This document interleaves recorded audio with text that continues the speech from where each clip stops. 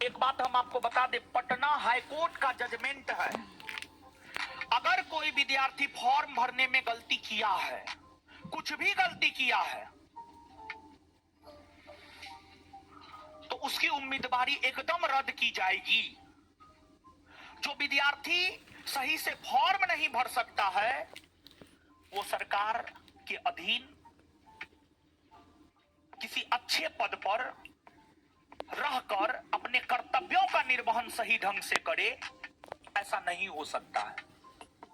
तो फॉर्म भरने में एकदम गलती नहीं करना है, किसी भी चीज में नहीं, सोच समझ करके फॉर्म भरना है, आराम से फॉर्म भरना है, और लास्ट डेट का इंतजार नहीं करना। बाद में साइट सब काम नहीं करना शुरू कर देता है।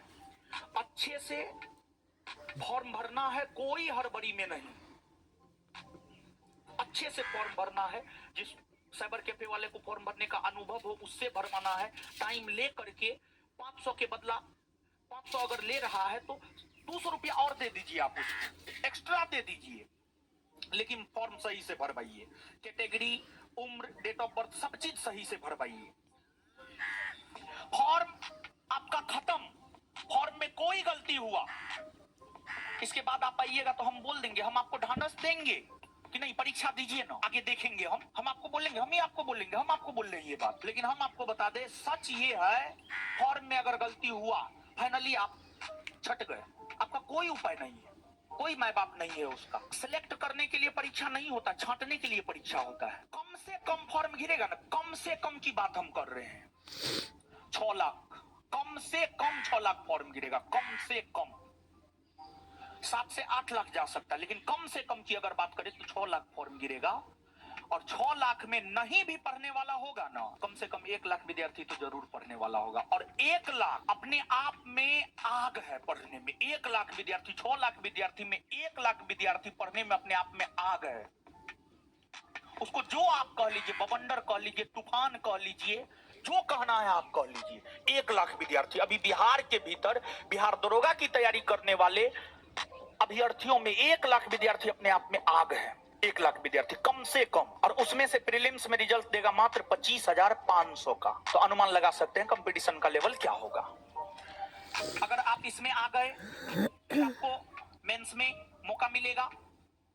मेंस में 2 पेपर होता है, एक प्रथम पेपर हिंदी का होता है, हिंदी क्वालिफाइंग नेचर का होता है। आप हिंदी भाषी राज्य में पैदा हुए हैं, हिंदी पढ़ने की आपको कोई जरूरत नहीं है। 2213 वाला में भी मेंस में लगभग 51 को तो गद्यांश पूछा था, 51 को गद्यांश पूछा था, 17 को गद्यांश था, और प्रत्येक गद्यांश में लगभग 3 क्वेश्चन था।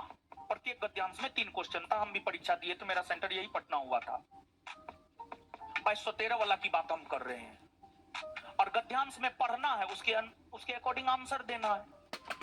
तो हिंदी क्वालिफाइंग नेचर का होता है, यहाँ पर बहुत ज्यादा दिमाग लगाने की जरूरत नहीं है। जो दूसरा पेपर होता है सामान्य अध्ययन, मेरिट आपका इस पर बनता है। प्रीलिम्स बस पास करना है, मेरिट यहाँ बनता है, मेरिट यहाँ बनता है। तो ये पेपर आपका बेहतर जाना चाहिए, सेकेंड पेपर आपका बेहतर जाना चाहिए, मेरिट इसी पे बनेगा। और फिर फिजिकल में गर्ल्स के लिए 1 किलोमीटर 6 मिनट में, लड़का के लिए दौड़ है 6.5 मिनट में 1600 मीटर।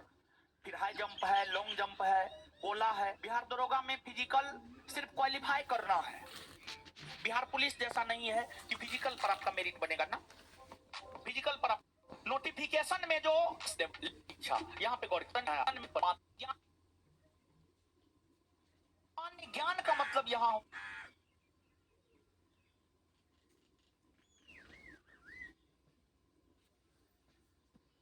ये 100% फेक है।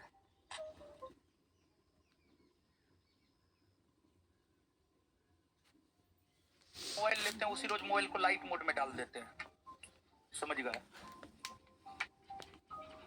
तो मोबाइल को एकदम साइलेंट करके आइए, नहीं तो मोबाइल हम चूड़ भी देते हैं। लगभग 10 गो मोबाइल हम चूड़ चुके हैं क्लास में, फाउंडेशन टारगेट दोनों बैच मिला करके कम से कम 10 गो मोबाइल हम चूड़ चुके हैं। तो मोबाइल साइलेंट करके रहिए आप। और लड़की लोग भरम में मत रहिएगा कि आप लड़की हैं तो जो है आपको रियायत दिया जाएगा, ऐसा कुछ नहीं। अनारक्षित, सामान्य वर्ग एवं पिछड़ा वर्ग, यानी जनरल, अनुसूचित जाति और में है, और पुरुष में आप देख चुके हैं। और महिला में कोई ऐसी बात है नहीं। चलिए, तो इसको लेकर बहुत ज्यादा क्वेरी रहता है और जो है आपको चेस्ट को लेकर बहुत विद्यार्थी परेशान रहता है। चेस्ट उस्ट को लेकर के परेशान मत रहा कीजिए, वो सब बहुत मायने नहीं रखता है। पिछली बार संस्थान से नाम था बिहार दरोगा फिजिकल से, ठीक कुछ दिन पहले बिहार पुलिस फिजिकल में बिहार पुलिस, लेकिन आपके बैच में टोटल 4 सब्जेक्ट लेकर चलेंगे। 4 सब्जेक्ट, 4 सब्जेक्ट लेकर चलेंगे हम आपको संभवतः हिस्ट्री और ज्योग्राफी लेकर चलेंगे। हिस्ट्री और ज्योग्राफी लेकर चलेंगे और बिट्टू झा सर जो है आपको बायोलॉजी और केमिस्ट्री लेकर चलेंगे। और सप्ताह में 6 से 7 दिन, 6 दिन तो क्लास होगा ही, हो सकता है 7 दिन भी क्लास हो जाए।